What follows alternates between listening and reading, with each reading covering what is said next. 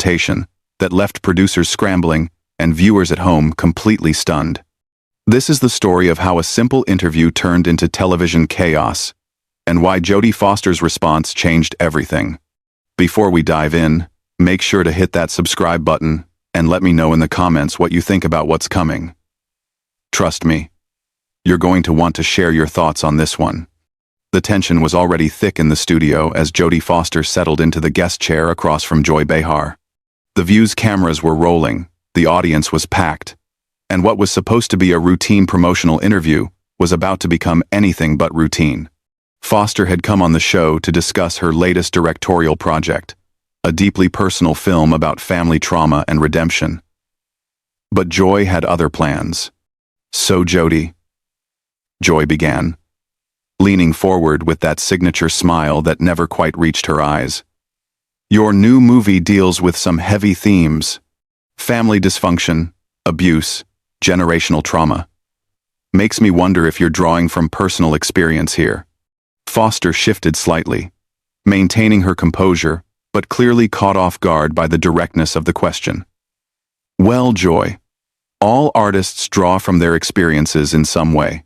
The story resonated with me because I think many families struggle with communication and understanding across generations." "Right. But I'm talking about your own family specifically," Joy pressed, her tone becoming more aggressive. "Your relationship with your mother was complicated, wasn't it? The whole thing with John Hinckley, the way your mother handled your career as a child, that had to leave some scars." The studio audience grew noticeably quieter. Even Whoopi Goldberg, sitting at the far end of the table, exchanged a concerned glance with Sarah Haynes. This wasn't the direction anyone had expected the interview to take. Foster's jaw tightened almost imperceptibly. "Joy, I appreciate your interest, but I'm here to talk about the film and the important themes it explores. The characters in this story are fictional, and while all art comes from somewhere personal, I think it's more valuable to focus on what audiences can take away from it." "Oh, come on," Joy interrupted, waving her hand dismissively. "You can't hide behind the art when you're putting your own trauma on screen for everyone to see. I mean, your mother essentially pimped you out to Hollywood when you were just a kid. That's what child stars go through, right? And then, when that obsessed fan tried to kill a president to impress you, where was she then?" The words hung in the air like a slap. The camera operators continued rolling, but you could see the uncertainty in their movements. This was live television, and things were spiraling fast. Foster's voice remained steady, but there was steel beneath it now. "Joy, I think you're confusing interview with interrogation. My mother was a single parent doing her best to support 4 children. She protected me throughout my career and helped me make choices that allowed me to grow into the person I am today." "Protected you?" Joy let out a sharp laugh. "Is that what we're calling it? Because from where I'm sitting, it looks like she threw you to the wolves and counted the money. And now you're making movies about family trauma." The connection seems pretty obvious to anyone paying attention. The other co-hosts were now visibly uncomfortable. Whoopi started to interject. "Maybe we should." "No, let me finish." Joy cut her off, turning back to Foster with renewed intensity. "I think our viewers deserve honesty. You've built this image of yourself as this private, dignified actress, but you're really just another damaged child star who's never dealt with her issues. And now you're projecting them onto your work and expecting us all to celebrate it." Foster stood up slowly, removing her microphone with deliberate calm. The studio was dead silent now. The kind of silence that makes every small sound echo. Her voice, when she spoke, was quiet, but carried to every corner of the room. "Joy, I've been in this industry for over 50 years. I've worked with directors, actors, and journalists who understand the difference between curiosity and cruelty. What you're doing right now isn't journalism. It isn't entertainment. And it certainly isn't professional." "Oh. So now I'm unprofessional?" Joy's voice rose, her face flushing red. I'm asking the questions that everyone else is too scared to ask. That's what real journalism looks like, Jodie. Maybe you've been surrounded by yes men for so long you've forgotten what an actual interview feels like. Foster turned to face the camera directly, her Oscar-winning composure intact despite the chaos around her. To anyone watching who has survived trauma, who has built something meaningful from difficult experiences, don't let anyone reduce your story to their entertainment. Your journey belongs to you. She turned back to Joy, and her next words would echo through social media for weeks to come. And to you, Joy, I hope someday you learn the difference between being provocative and being cruel. There's a reason people trust me with their stories, and there's a reason they're starting to question whether they can trust you with theirs. The camera caught everything. Joy's face cycling through confusion, anger, and what might have been a flicker of shame. The other co-hosts sat frozen, unsure whether to intervene or let the moment play out. In the control room, producers were frantically discussing whether to cut to commercial, but the compelling nature of what was unfolding kept them glued to their seats. Joy recovered first, her media training kicking in even as her judgment seemed to abandon her completely. Trust me with their stories? Joy's voice dripped with sarcasm as she leaned back in her chair, clearly doubling down on her aggressive approach. Please. You've been hiding behind carefully crafted responses and PR speak for decades. I'm trying to have a real conversation here. But you're treating this like some kind of royal audience, where we're all supposed to bow down and ask softball questions. Foster remained standing, her hand resting on the back of her chair. The power dynamic in the room had shifted completely. What had started as a traditional host-guest setup now felt more like a courtroom, with Foster as the dignified defendant and Joy as an overzealous prosecutor who had lost all sense of proportion. Joy, Foster said, her voice carrying a warning tone that anyone with sense would have heeded. You're confusing real conversation with public humiliation. There's a difference between asking thoughtful questions about someone's work and attempting to psychoanalyze their entire life story for entertainment value. Entertainment value? Joy shot back, her voice getting shriller. This is a talk show, Jodie. Entertainment is literally what we do here. But apparently you think you're above all that now. Too good to engage with the common people who actually watch this show and buy tickets to your movies. Whoopi finally found her voice, trying to restore some semblance of control. No, Whoopi, Joy interrupted again, her hand shooting up in a stop gesture. I think our audience deserves to see what happens when someone comes on our show and acts like they're better than us. Like their pain is somehow more sacred than anyone else's. The camera operator zoomed in on Foster's face, capturing the moment when her patience finally reached its limit. Her expression didn't change dramatically, but something shifted behind her eyes. A decision being made in real time. You want to know about pain, Joy? Foster's voice remained level, but it carried new weight. Real pain isn't something you parade around for ratings. It's not a talking point or a gotcha moment. It's the thing that shapes you quietly, teaches you empathy, makes you careful with other people's hearts. Oh, spare me the lecture. Joy rolled her eyes dramatically. You're sitting there acting all wise and wounded, but at the end of the day, you're just another actress selling a product. And that product happens to be built on your childhood trauma. Don't get mad at me for pointing out the obvious connection.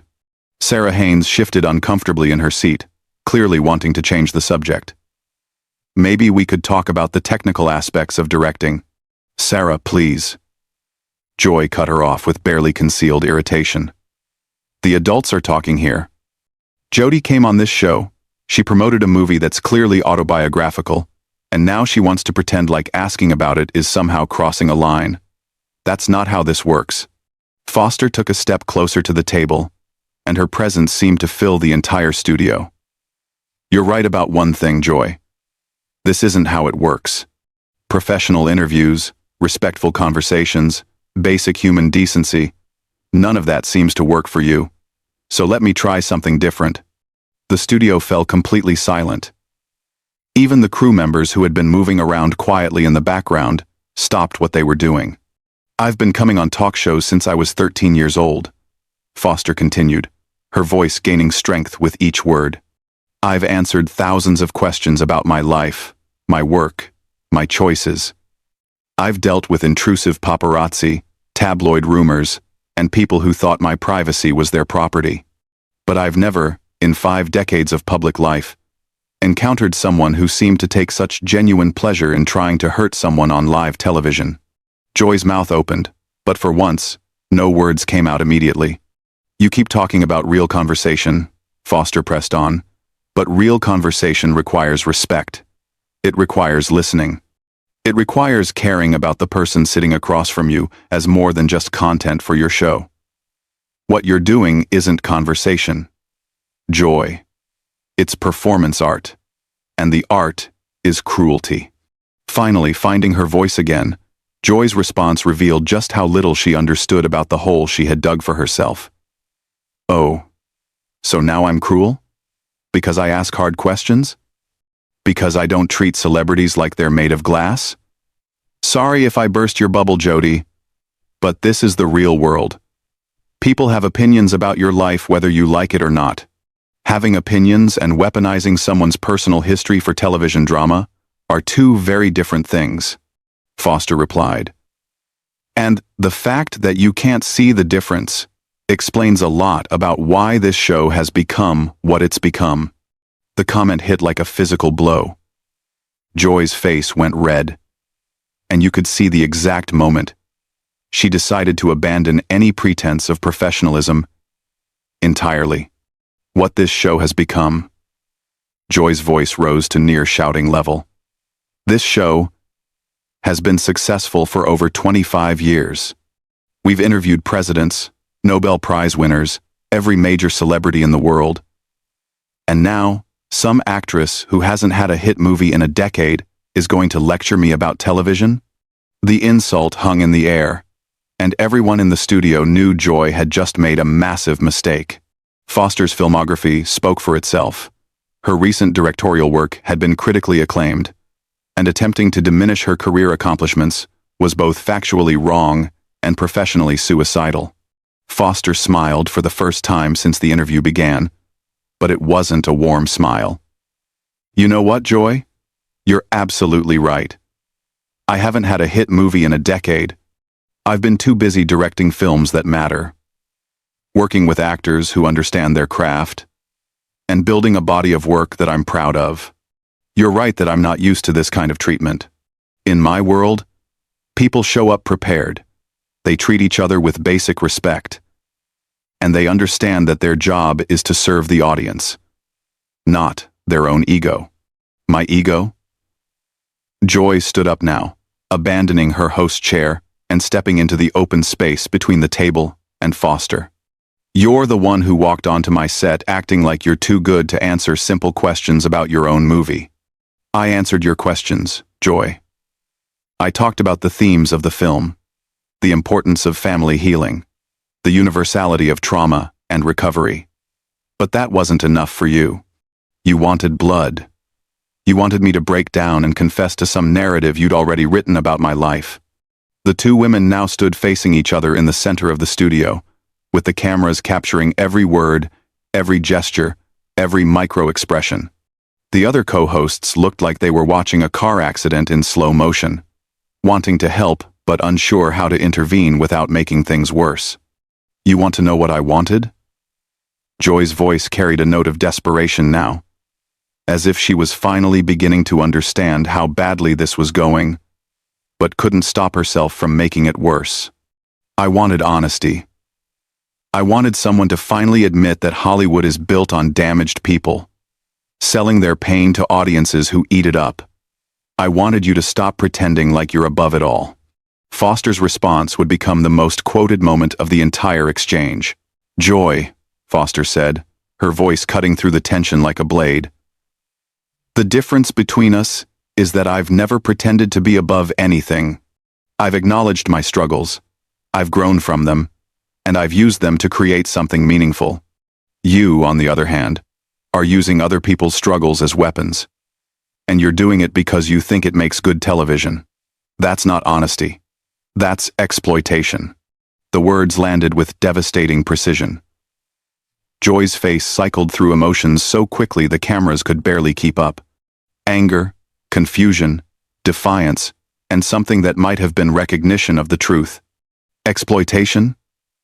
Joy's voice cracked slightly. I've spent my entire career giving people a platform to tell their stories.